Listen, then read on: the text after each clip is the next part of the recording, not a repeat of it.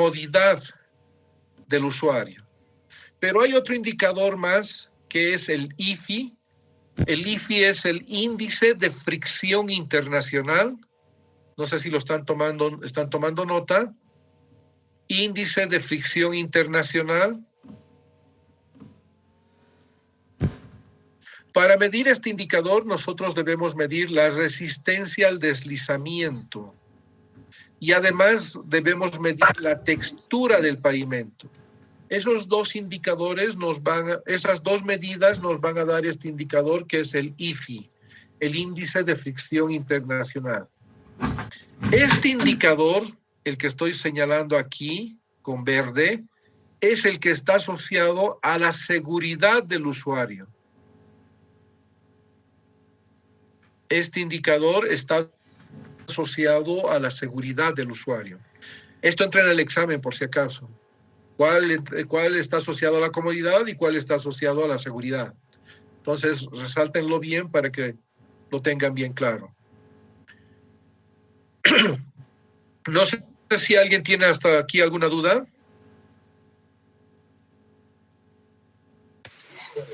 ¿Podría volver a repetir qué significaba PCI?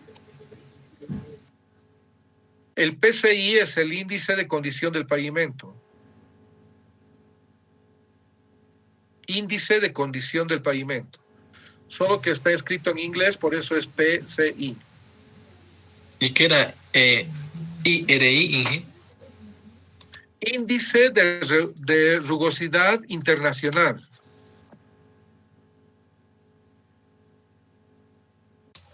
Gracias. ¿Otro? ¿Alguna consulta?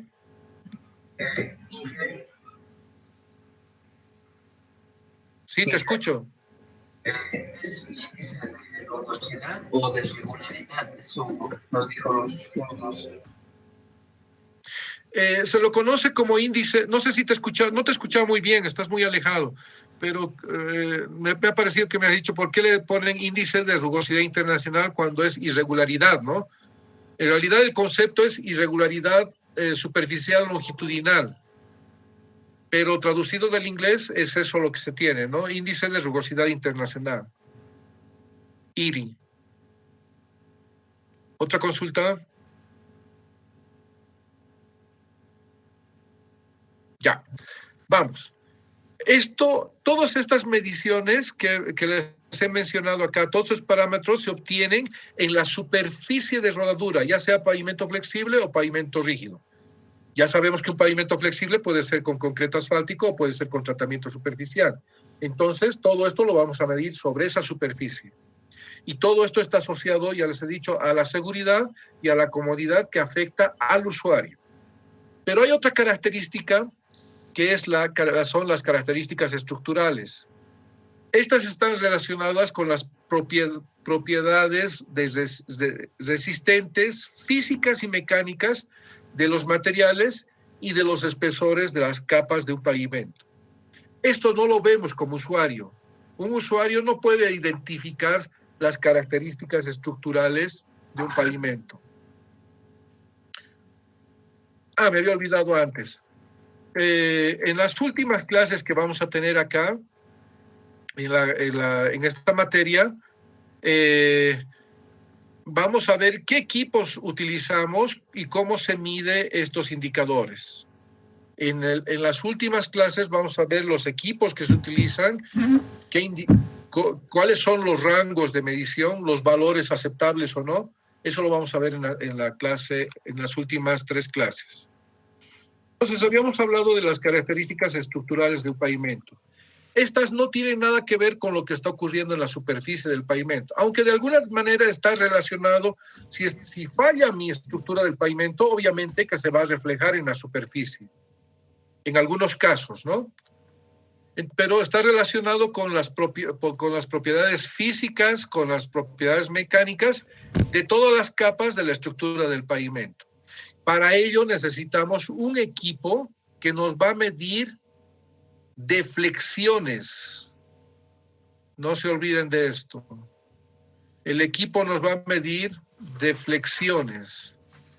¿Qué es una deflexión medida en un pavimento? es nada más medir la deformación recuperable de esta estructura del pavimento.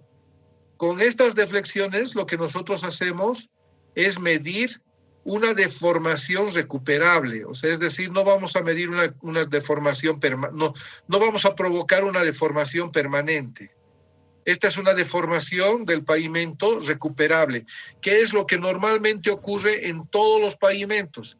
Cuando pasa un vehículo, lo que hace es de que aplica las cargas y el pavimento se deforma, pero no se deforma al extremo que se queda ahí deformado. El pavimento recupera esa deformación y a eso se denomina medición de deflexiones.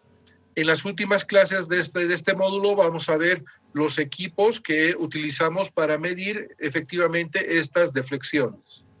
¿Está bien? Bueno, vamos a ver ahora pavimento flexible versus pavimento rígido. ¿Cuáles creen que sean las ventajas y desventajas? Veamos la primera.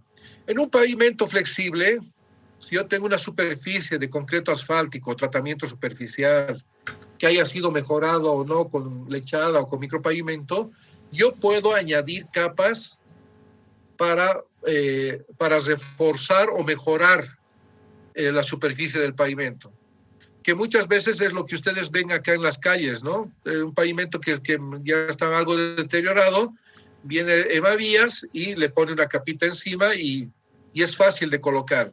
No hay ningún inconveniente. Esa es una de las ventajas. En cambio, en un pavimento rígido no es fácil, es mucho más complejo colocar una capa sobre un pavimento rígido. Hay distintas formas de reparar un pavimento rígido.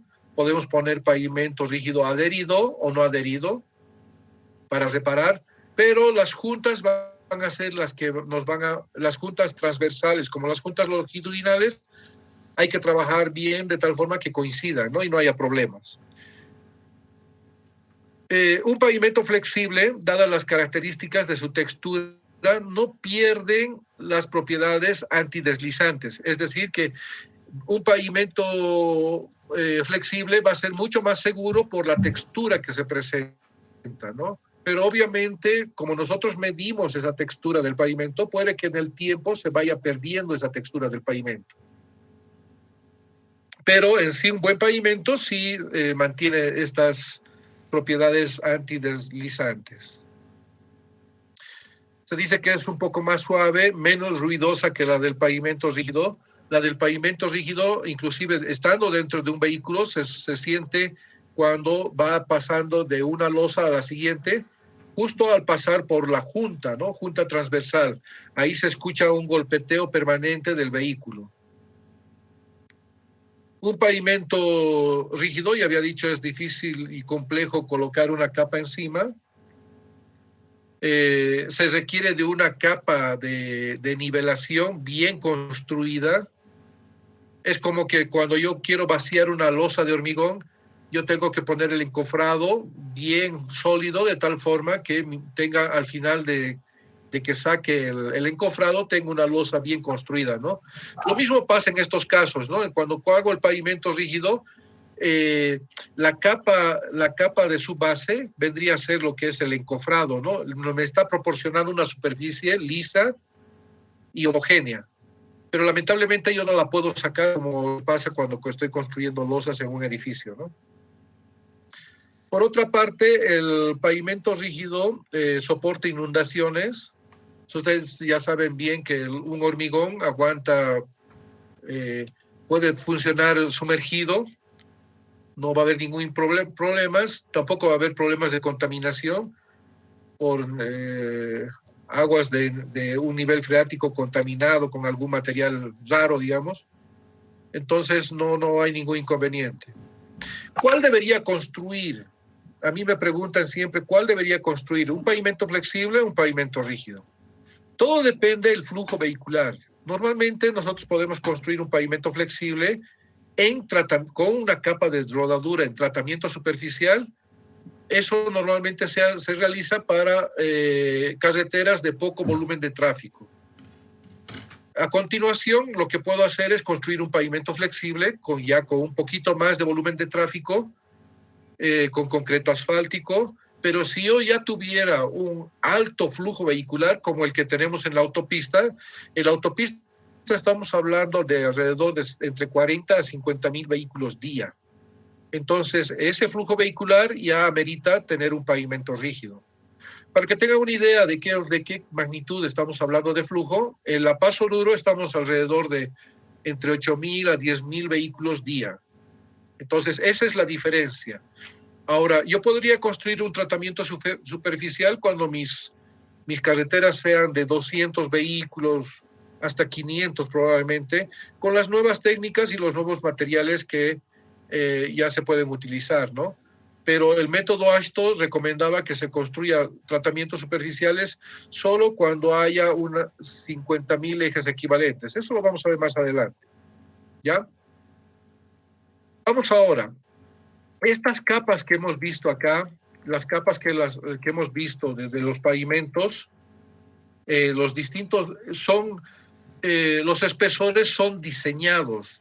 Para este diseño de espesores, nosotros tenemos varios métodos creados, por ejemplo, en este caso, por la Asociación de Cemento Portland, que se llama el método PCA, y fíjense que este método solo hace énfasis en lo que es los pavimentos rígidos. Bueno, tampoco le interesa crear métodos para pavimento flexible, ¿no? Pero sí los que han hecho esa labor ha sido la empresa Shell, la cual ha sacado un método con el mismo nombre, pero obviamente en este caso no ha sacado para pavimentos rígidos, ha sacado un método exclusivamente para pavimento flexible. Bueno, hay algunos métodos, por ejemplo, dentro de Estados Unidos hay el método del Cuerpo de Ingenieros, que es un método muy práctico, que es más o menos como que ese ejemplo siempre les doy a todos, es como agarrar el suelo, probarlo un poco y de pronto decir, ya póngale aquí tanto de espesor. Es tan práctico que consiste en eso, ¿no? Después tenemos algunos métodos propuestos por algunos buros de investigación. Tenemos métodos propuestos por algunos ingenieros, por ejemplo, lo vamos a escuchar permanentemente hasta el final.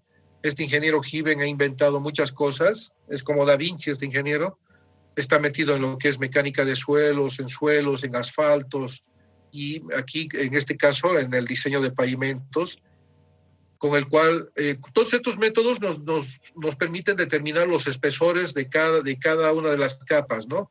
Capas de rodadura, capas base, capas subbase, dependiendo del tipo de pavimento que estén construyendo. Yo conozco el método del DNR, es decir, es como hablar que si la ABC hubiera sacado su propio método, pero este método de DNR corresponde a Brasil. Este es un método brasileño, que nada más es una mezcla de todos estos métodos, ¿no? No han inventado mucha cosa, pero han hecho una mezcla de todo. Hay métodos franceses, hay método ruso, método alemán, método de todo tipo. Y dentro del mismo Estados Unidos hay un estado que ha creado su método de Texas. Pero ¿cuál de estos nosotros vamos a utilizar?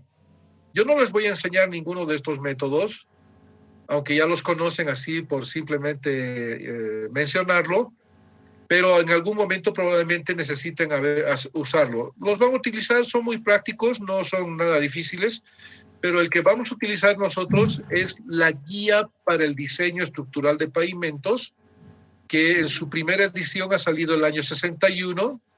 Posteriormente, después de 10 años, se ha hecho una modificación, el año 72, luego el 81, posteriormente el 86, hasta el 93. Es un método empírico que lo vamos a ver con más detalle en las siguientes clases.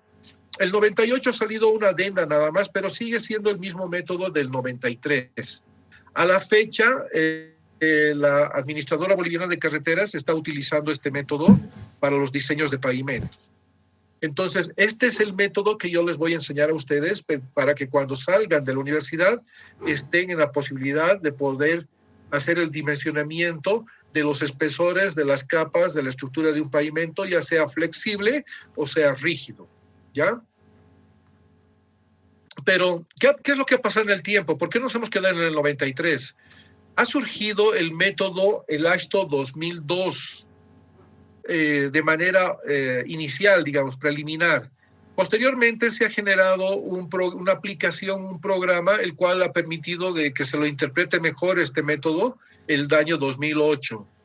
Pero hasta la fecha no está siendo muy utilizado porque requiere de mucha información. Muchas veces siempre salen métodos muy sofisticados, pero lamentablemente no disponemos de información. Para que tengan una idea, de pronto me pide, quiero las precipitaciones diarias de tal lugar, pero tienen que ser propias del lugar donde voy a construir este pavimento. Resulta que voy al Senami y en el Senami no existe ni siquiera información en ese tramo. Entonces, de nada me serviría usar este método tan sofisticado donde si yo voy a poner algunas aproximaciones, ¿no?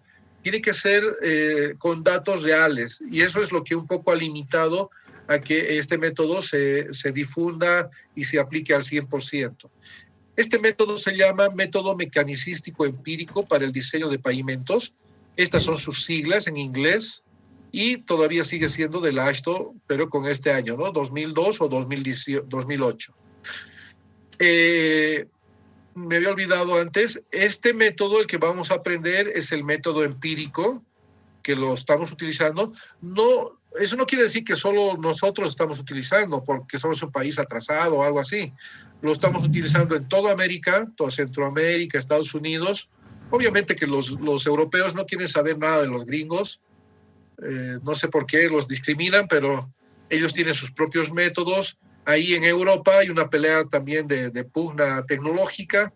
Dicen que los métodos alemanes son mejores que los franceses dicen que son mejores que los ingleses mejor que los alemanes, y así, una pugna que hasta ahora no sé si con la Unión Europea han logrado determinar un método único, pero nunca se han fijado el método AASHTO. Pero sí nosotros, en toda América, Centroamérica, inclusive Estados Unidos, todavía se usa el método AASHTO, ¿no? Entonces, este método todavía no lo estamos utilizando, no lo vamos a utilizar, no lo vamos a aplicar por esa inconveniente, ¿no? No disponemos de información. Este método del AASHTO 93 es un método empírico, lo vamos a ver cómo se ha desarrollado, es un método empírico, pero aquí este método que ha salido no lo ha desechado, por eso se llama método empírico y mecanicístico. O sea, el método, todo lo que se ha hecho, todo el trabajo que se ha realizado desde el año 61 no ha sido descartado en este nuevo método. Sí se han utilizado algunas cosas, pero se han mejorado otras. Bueno, para terminar, esto es lo que vamos a ver en las siguientes clases con más detalle. ¿Qué es lo que necesitamos para el diseño estructural de pavimentos? Necesitamos conocer el tráfico. Este tráfico lo debemos convertir, debemos conocer las cargas que van a circular sobre el pavimento, ya sea flexible o rígido. Estas las vamos a convertir a ejes equivalentes o a eje estándar. Este tráfico lo vamos a proyectar para un determinado periodo de vida útil. También vamos a necesitar las características de los suelos de subrasante. Este suelo es el que nos va a dar la capacidad portante para la fundación de la estructura del pavimento. Otro de los parámetros que también vamos a analizar y vamos a ver así con mucho detalle son los materiales. O sea, no todos los materiales son aptos para la estructura de un pavimento. Muchas veces tienen ciertas características que son muy buenas, pero no están cumpliendo otras. Las especificaciones nos dicen que debe cumplir características físicas como características mecánicas. Por lo tanto, no todos los materiales son aptos para la estructura del pavimento. No es con cualquier material que podamos construir la estructura del pavimento. Y normalmente en estudios de diseño debemos hacer una selección de canteras, de bancos para hacer el acopio y utilizarlos en el pavimento. Finalmente, también tenemos un análisis que debemos hacer, tomarlo en cuenta para el diseño de pavimentos. Como el pavimento va a estar a la intemperie, no va a estar con un techo, no va a estar cubierto, entonces debemos tomar en cuenta el clima, es decir, las temperaturas extremo, el hielo, el drenaje y todo eso nos va a permitir seleccionar algunos parámetros que son importantes para el diseño de la estructura de pavimentos, entre otros. Bueno, muchachos, esto era lo que tenía como introducción para esta clase. No sé si tienen alguna duda, alguna consulta.